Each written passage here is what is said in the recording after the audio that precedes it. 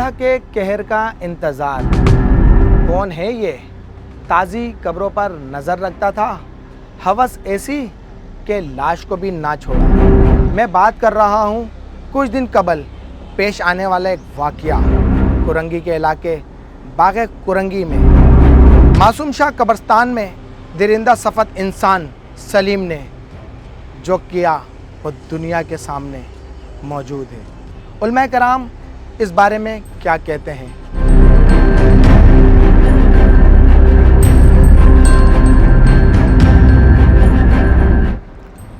जी, गुजारिश ये है कि शरई तौर पर जैसे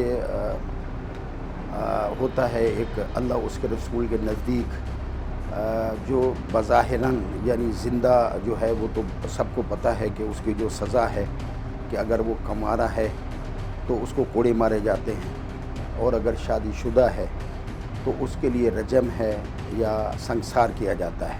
ठीक है ना जी।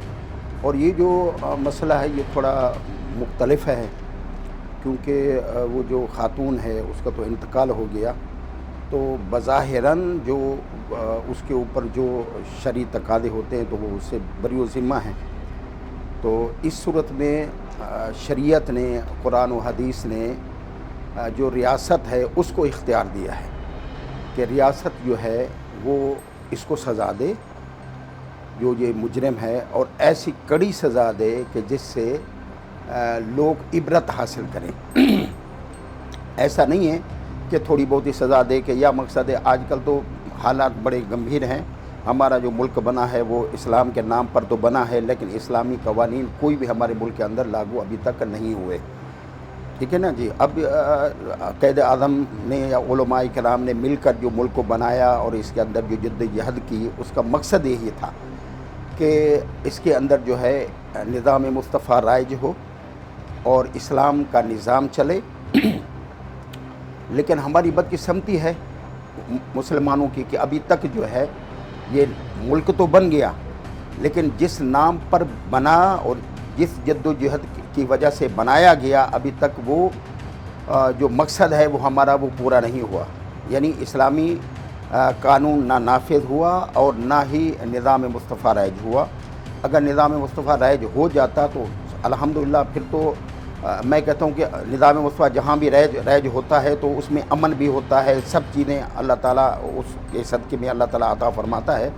तो लिहाजा अब इस वक्त जो है रियासत को चाहिए कि वो इस पर तवज्जो दे।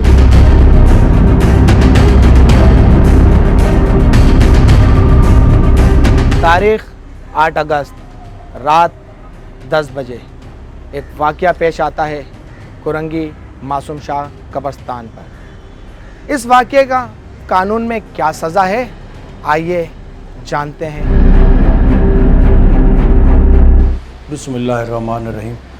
ईरान भी ऐसा है कि एक दिन रात के टाइम थोड़ी इत्तला मिलती है कि कब्रिस्तान में कुछ शोर शराबा हो रहा है, और जिस इत्तला पे हम पहुंचते हैं वहाँ पे तो देखते हैं कि एक मुल्ज़िम पब्लिक ने रोका हुआ है।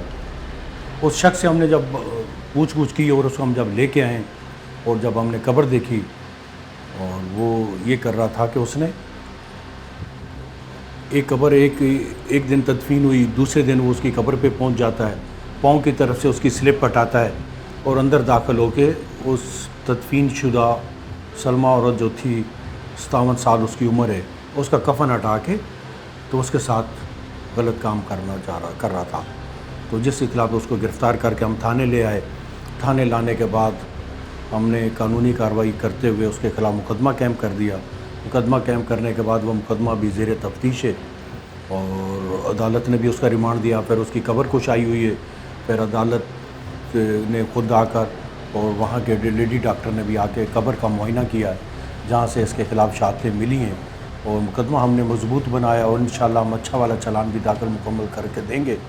और मुझे उम्मीद है कि इसको मुल्ज़िम को सज़ा मिलेगी और मिलनी चाहिए, चूँकि इसने एक ऐसी घिनौनी हरकत की है जो आदमी सोच ही नहीं सकता। उस औरत के 4 बच्चे, 3 बेटियाँ हैं। जब उनको ये पता चला कि हमारी मुर्दा माँ के साथ ये हालत हुई है तो वह कैसे बर्दाश्त किया होगा, अल्लाह ही बेहतर जानता है।